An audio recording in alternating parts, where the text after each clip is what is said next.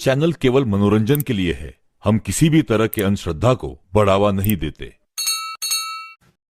रात के अंधेरे में सुनसान हाईवे से फर्राटे मार के गुजरती हुई कार के अंदर सुशांत और रिया के बीच काफी देर से अनबन चल रही है, क्योंकि इनके प्यार भरे रिश्ते में शक नाम का दीमक लग गया है। सुशांत को पूरा विश्वास था कि रिया उसे धोखा दे रही है, पर फिर भी वो रिया को यह जता नहीं रहा था कि उसे सब पता है, क्योंकि वो ये सच खुद उसके मुंह से सुनना चाहता था या फिर उसे रंगे हाथ पकड़ना चाहता था। गाड़ी अभी भी तेज रफ्तार से गुजर रही थी और रिया सुशांत पर फड़क रही थी।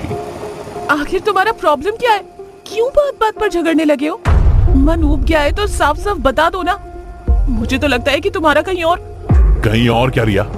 बोला ना, चुप क्यों गई? कुछ नहीं, तुम प्लीज गाड़ी चलाने पर ध्यान दो। सुशांत और रिया की बहस ऐसे ही चलती रही। तभी अचानक सामने तेज रफ्तार में एक ट्रक आ गया, जिससे बचने के लिए सुशांत ने अपनी कार की स्टीयरिंग पूरी तरह से मोड़ दी और दूसरी तरफ एक पत्थर से जा टकराया।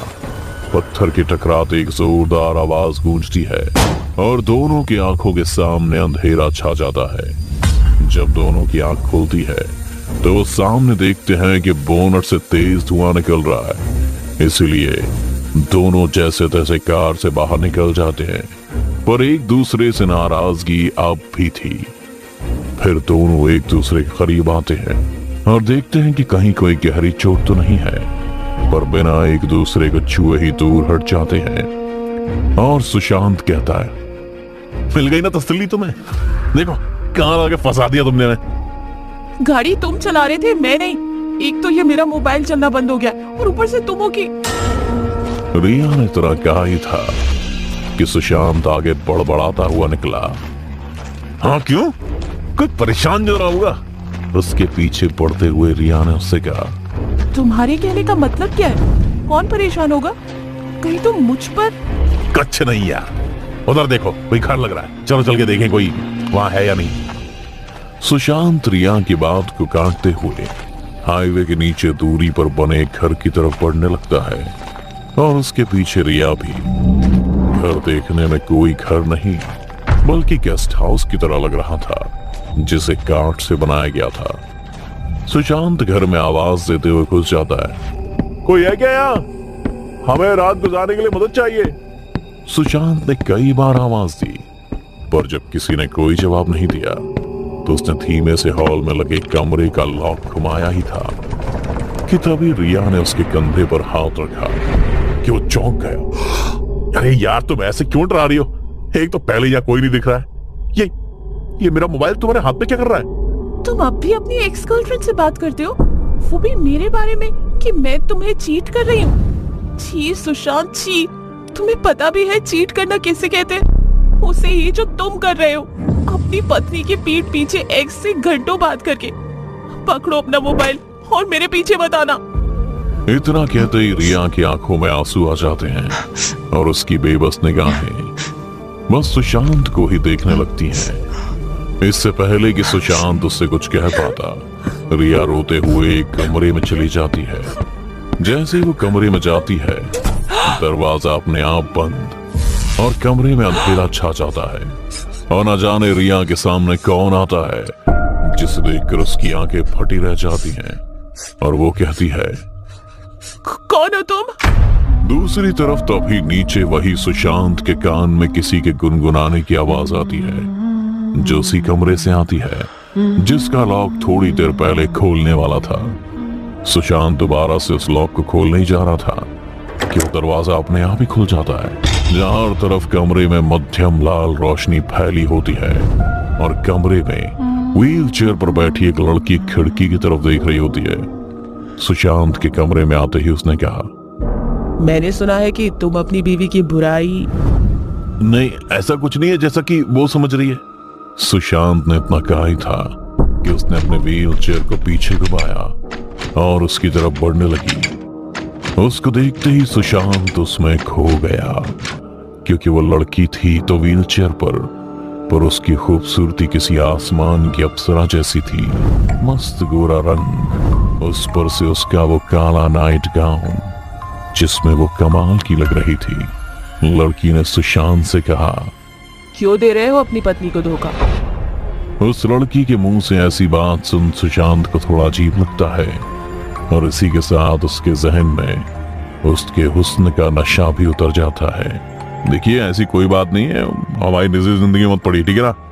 हम बस यहाँ मदद मांगने आए थे और अगर आपको वहां रुकना पसंद नहीं है तो यहाँ से चले जाएंगे हम। इतना कहते ही सुशांत जैसे ही दरवाजे की तरफ मुड़ा, दरवाजा एक झटके में बंद हो गया। उसे समझ नहीं आया कि ये हुआ कैसे। फिर जैसे ही वो लड़की को देखने पीछे मुड़ा तो उसने पाया कि कमरे में कोई था ही नहीं। एक ही झटके में सुशांत के रोंगटे खड़े हो जाते हैं, ये सोच के कि आखिर वो लड़की गई कहाँ। देखते ही देखते कमरे की लाइट भी कपकपाने लगती है और सुशांत को सब घूमता हुआ नजर आने लगता है। वो बहुत कोशिश करता है कि किसी भी तरह कमरे का दरवाजा खुल जाए, पर वो लॉक हो चुका था जो खुलने का नाम ही नहीं ले रहा था।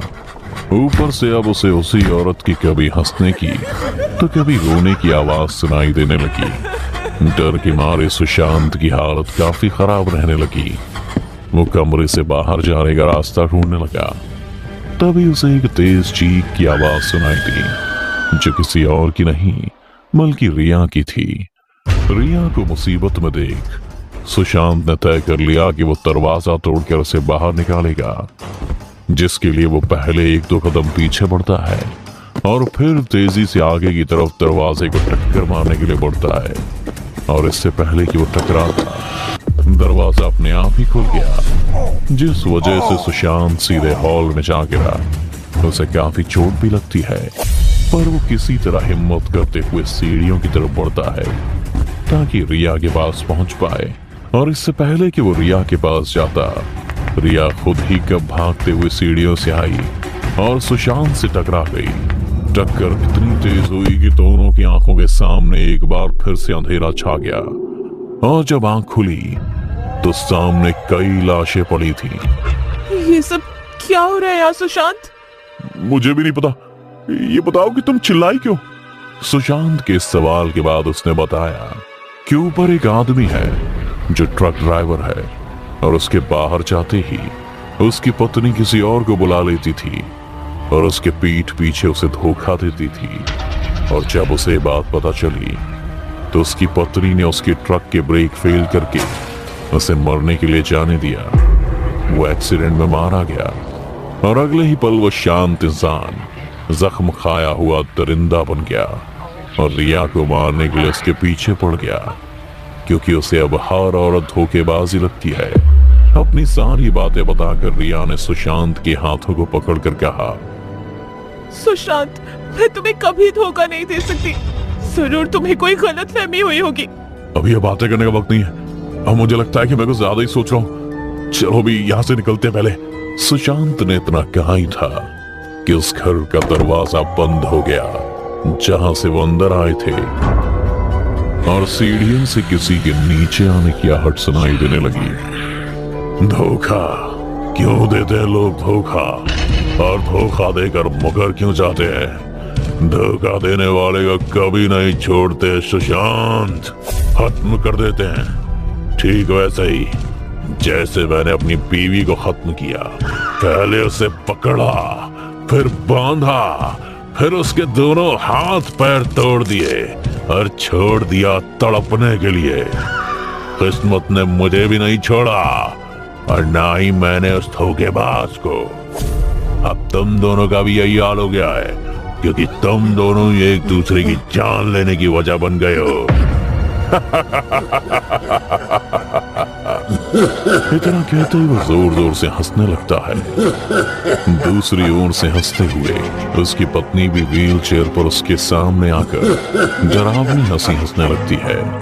आसपास में पड़ी लाश भी अब उठ खड़ी हो गई और कभी डरावनी चीख तो कभी डरावनी हंसी निकालने लगते हैं।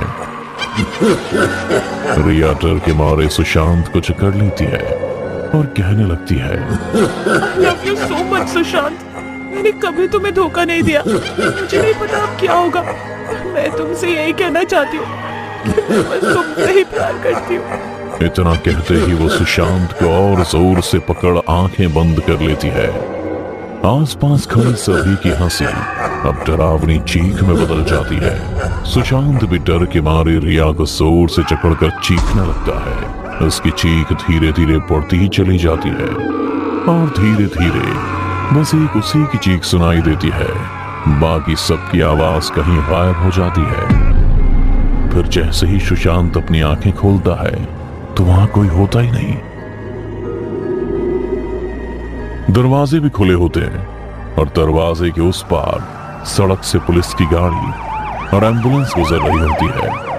आवाज से ऐसा लगा कि वो यहीं कहीं आसपास रुके होंगे। सुशांत को एक उम्मीद की किरण दिखती है और वो रिया को अपनी आंखें खोलने के लिए कहता है और उसे लेकर भागते हुए हाईवे पर पहुंच जाता है, जहां उसे अपनी गाड़ी के पास ही पुलिस की गाड़ी और एम्बुलेंस रुकी हुई दिखती है। सुशांत इंस्पेक्टर को देखकर चिल्लाता है, सर ये हमारी गाड़ी है, हमारा एक्सीडेंट हो गया था और हम इधर ही पास में घर में चले गए थे, वहाँ कुछ बहुत ही गलत है। सुशांत ये सभी चीजें बोलता हुआ इंस्पेक्टर के सामने पहुंच गया और इंस्पेक्टर भी उसी ओर देख रहा था। सर आप समझ रहे, उस घर में। सुशांत ने इतना कहा ही था कि इंस्पेक्टर उसे इग्नोर करते हुए वहां से ये कहते हुए पीछे चला गया, अम्बे पता नहीं यहाँ हमेशा ऐसा क्यों लगता है कि कोई मुझे कुछ कह रहा है। मुझे लगता है कि यहाँ बोर्ड लगवाना पड़ेगा कि रात को कपल यहाँ से ना गुजरे। हर बार एक ही तरीके से मारे जाते हैं सब यहाँ। चल अब लाश को गाड़ी से निकलवा ले और हम निकले यहाँ से। इतना कहकर इंस्पेक्टर सुशांत की कार का चक्कर काटने लगता है और उसके पीछे सुशांत और रिया भी। और जो दृश्य उनके सामने होते हैं उसे देख उनके होश उड़ जाते हैं, क्योंकि कार के अंदर किसी और की नहीं बल्कि उनकी ही लाश निकलती है। क्योंकि वो दोनों एक दूसरे पर शक करते हुए उसी वक्त एक्सीडेंट में मारे गए थे। कहते हैं जिस रात को उस ट्रक ड्राइवर की ब्रेक फेल होने से मौत हुई थी, उस रात भी एक कपल कार के अंदर लड़ते हुए अचानक से इसी ट्रक से टकराने से मारे गए थे। तब से लेकर आज तक जो भी कपल उस समय हाईवे से गुजरते हैं उनका एक्सीडेंट हो जाता है। फिर सुशांत और रिया के साथ भी यही हुआ। पर क्या अगर वो लड़ झगड़ नहीं रहे होते तो इस एक्सीडेंट से बच जाते? ये सवाल अब उन दोनों की आत्मा भी एक दूसरे को देखकर सोच रही है कि क्या अंदर उस ट्रक ड्राइवर की आत्मा ने सच कहा था कि हम दोनों का शक ही हम दोनों की जान जाने का कारण बन गया।